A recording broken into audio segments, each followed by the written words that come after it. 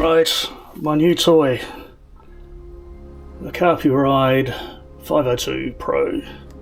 It's a waterproof navigator, according to them.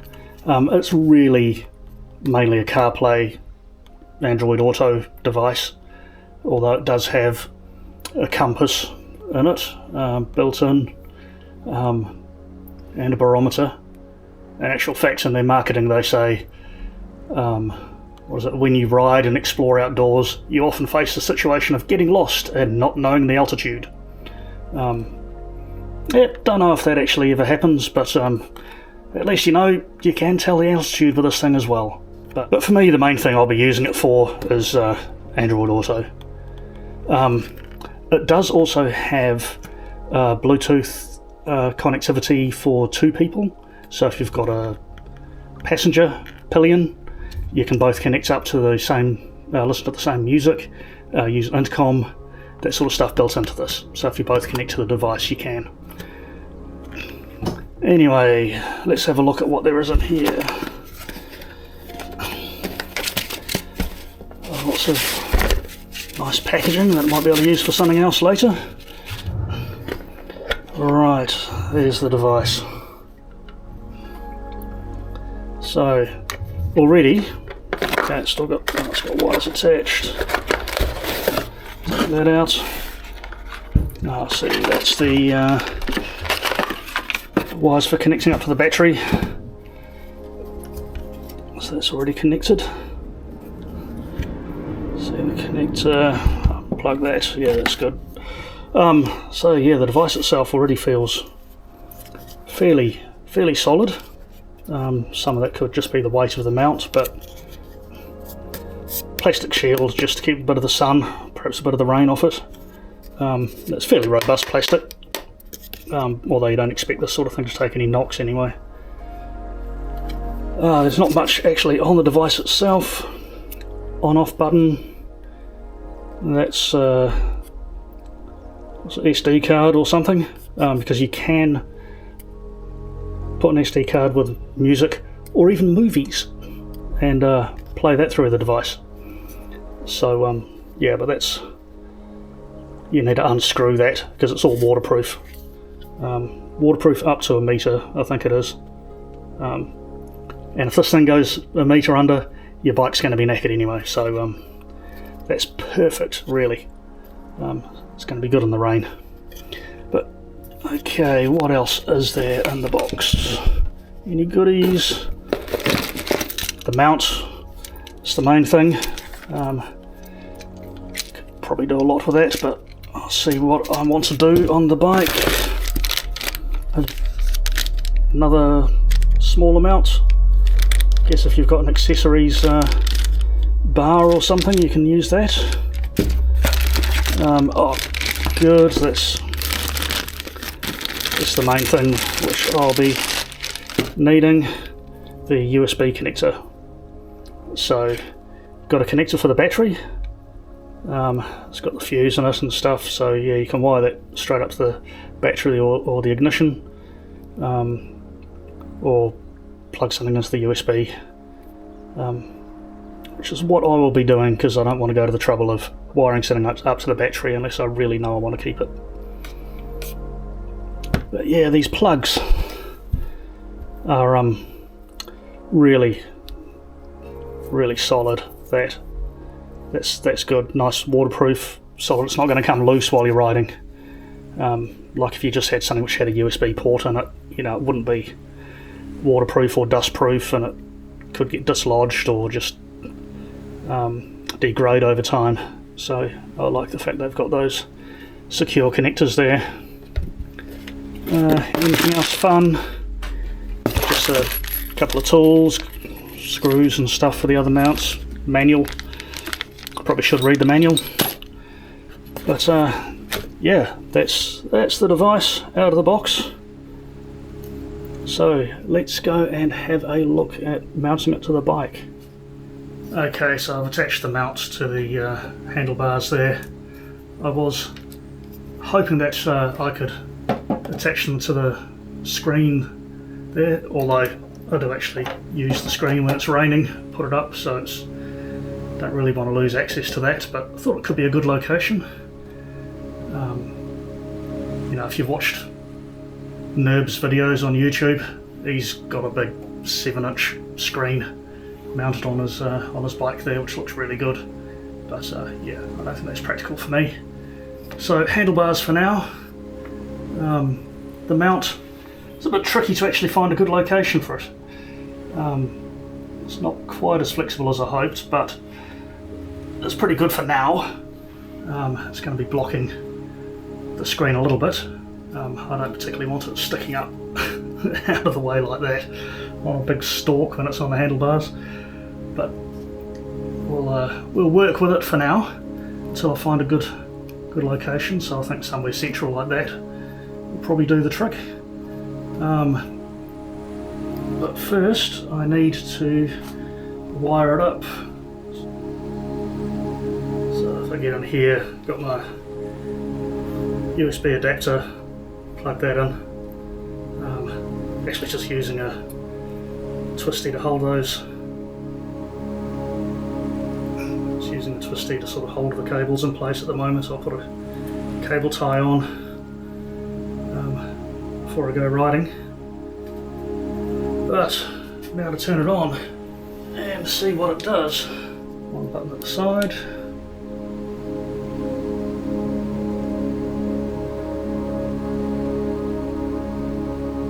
Carpuride.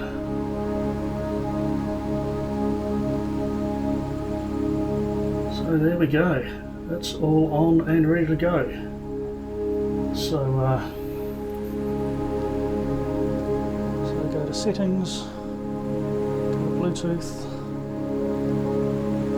There's nothing paired at the moment. So if I go to my phone, if I look on the phone, there we go, Carpuride. Oops. Carpuride paired. It's all set up now, and it means I should go to Android Auto.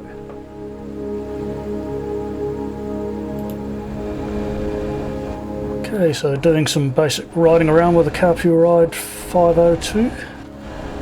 Everything's easy enough to see, even on a small 5-inch screen, which is nice.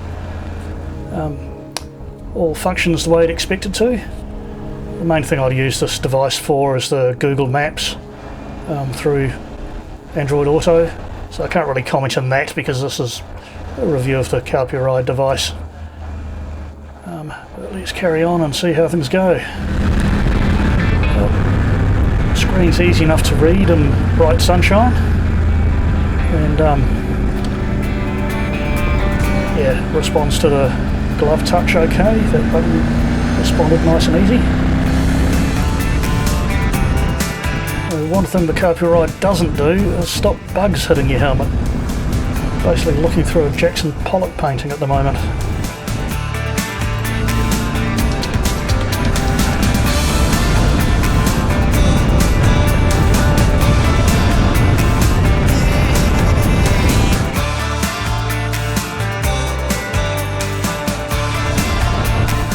Let's see if it handles some dusty conditions. Although, yeah, not sure if I'll be getting much dust over the bike today, but we'll see if we can generate some.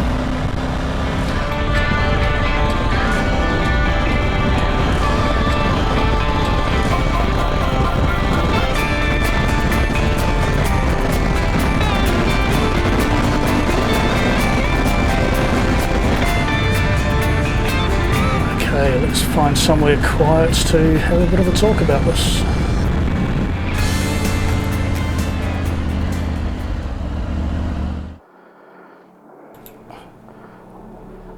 Okay, let's have a look at this Carpuride 502. Well, there's a handful of features built into this. The main ones people use is either the Apple CarPlay or the Android Auto. You can also configure the audio to go through any Bluetooth earpieces or Bluetooth microphone. Any basic device should work with this. I don't have anything like that, so I can't actually test it at the moment. One of the things that does sound quite useful is it's got dual Bluetooth, so you can connect two different sets of audio devices. So if you've got a pillion, you can both listen to the same music through your phone or through this device. It's also got an intercom, so if you've both got Bluetooth microphones, you don't need an expensive comms unit. You can both be connected to this and talk to each other through this. Again, it's Bluetooth, so it probably doesn't have the range to go between different bikes on the road. So yeah, it's really mainly for a pillion situation. Okay, another built-in feature is the compass and altitude and barometric pressure. The compass is easy enough to calibrate. You just figure eight the thing a few times and it will calibrate itself. Haven't found a way to calibrate the altitude. It's wildly out at the moment. Yeah, you can see the sea is over there, and the device says that I'm 40 metres below sea level, which is obviously not the case. There may be a way to calibrate it, but haven't seen it yet. I have to look it up. There's also barometric pressure, just in case you can't tell what the weather's doing around you. Not sure how useful that is. Altitude could be a useful thing if you're going over a high mountain pass and want to see how high you are, or see how far to go to the high point. I'd occasionally use the compass when I'm camping just to see where the sun will be rising, just so I can get some morning sunshine to dry out the tent. But I don't think people on the motorbike generally navigate with a compass. But if you're into automotive orienteering, it's there for you, so go for your life. If you have a microphone, headphones, you can do phone calls through the device as well. It links through to your phone to do phone calls. You can play music if you have an SD card. It's a TF size SD card, which is slightly non-standard. But yeah, you can play music and movies through this, although you need an audio device, of course. And the settings, yeah, there's the language selection, factory reset, Wi-Fi, Bluetooth pairing. Already shown all that. But yeah, the screen works perfectly well, fine with the gloves. Not doing an Android Auto review, but on a screen this size, the buttons are quite small, quite tricky to touch, but not too bad when you're stationary. But yeah, tricky when you're riding. Though you shouldn't really be doing too much when you're riding anyway. And yes, the device doesn't have a microphone at all, so if you plan to use any speech interface with your CarPlay, Android Auto, whatever, you'll need a microphone, Bluetooth microphone connected to use it, or talk into your phone. But yeah, it doesn't have anything built in to be able to do that itself. Anyway, let's ride on a bit further and see what else is worth talking about.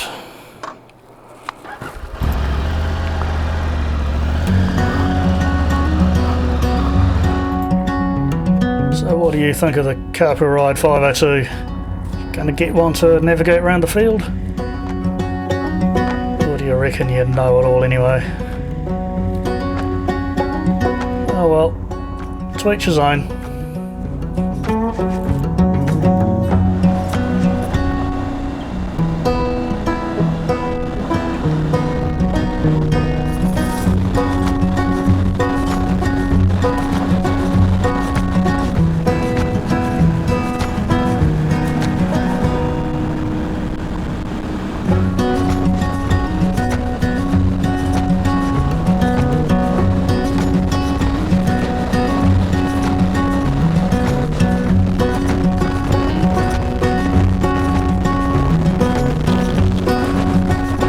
So even on a bumpy gravel road like this, it's still easy enough to read. Bit of vibration in the handlebars, but it's not affecting the readability of the screen at all. Easy enough just to glance down and see where things are at. So that's all very good. Well, let's find somewhere for a bit more of a talk.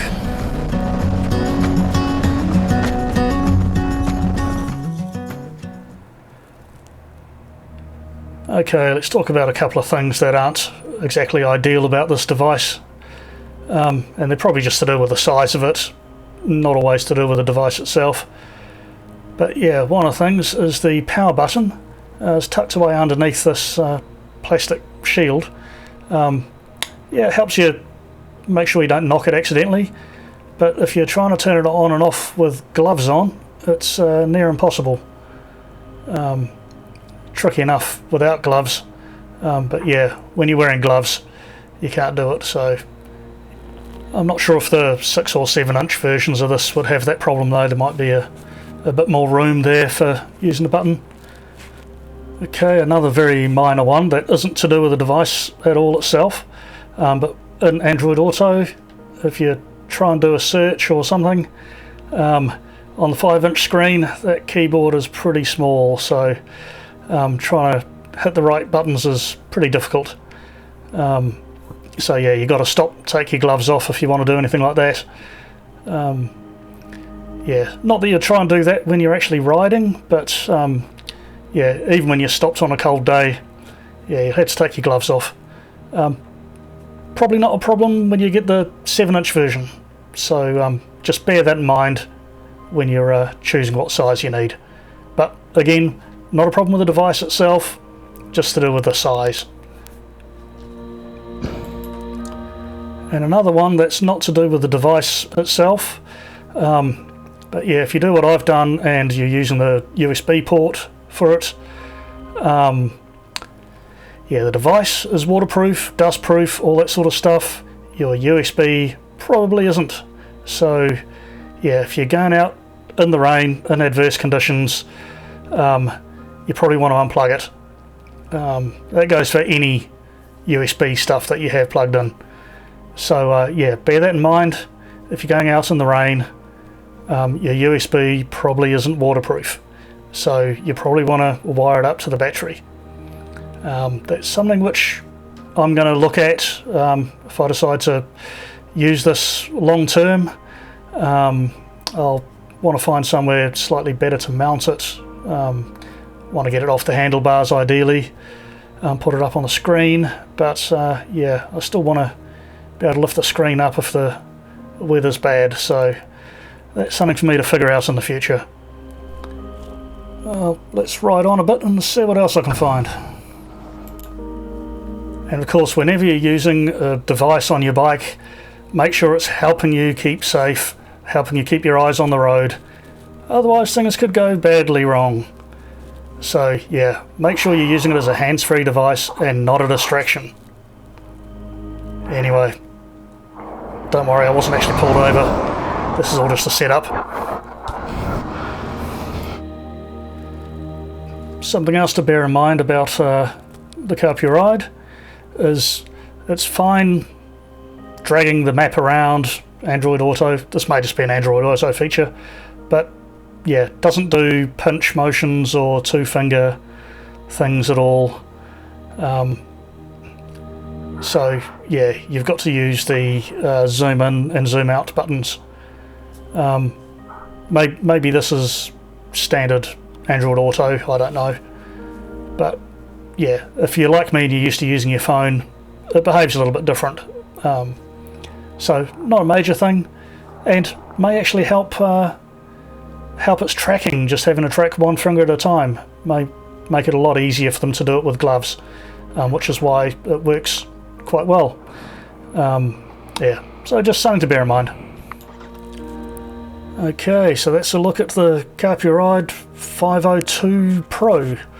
Yeah, it's a good device, does everything I want from it. easy to use. It's well built. Haven't been able to test how waterproof it is, but all of the inputs and outputs are nicely sealed, the plugs and everything like that, so I'm sure that's going to be fine. Yeah, it's got all the features that I want. I haven't been able to test, you know, the audio and intercom and stuff like that, but it looks pretty straightforward. Yeah, so I'll be running with this for a while anyway, try and figure out a better way to set it up. One thing as well I haven't looked at is battery life, because of course, you know, this is plugged in, but it's still connected to your phone if you're doing, you know, paired it and doing Android Auto and CarPlay, whatever else. So I don't know whether it drains the battery more on your phone or not. Something to look at. But yeah, it's a nifty little device, and yeah, when I get it set up properly, I might be able to do a bit more of a review in the future. Go on a few decent rides, go through a few different conditions, see how it goes. But yeah, there is a discount code where you can get 30% off. I'll put that on the screen and the description, be an Amazon link. I'm not a salesman, I'm trying my best with this sort of stuff. Yeah, but yeah, I'll post a few things in the future after I've used it. But for now, hope you find this useful, and I'll get on with some of my usual rides. So yeah, thanks for watching, and I'll see you later.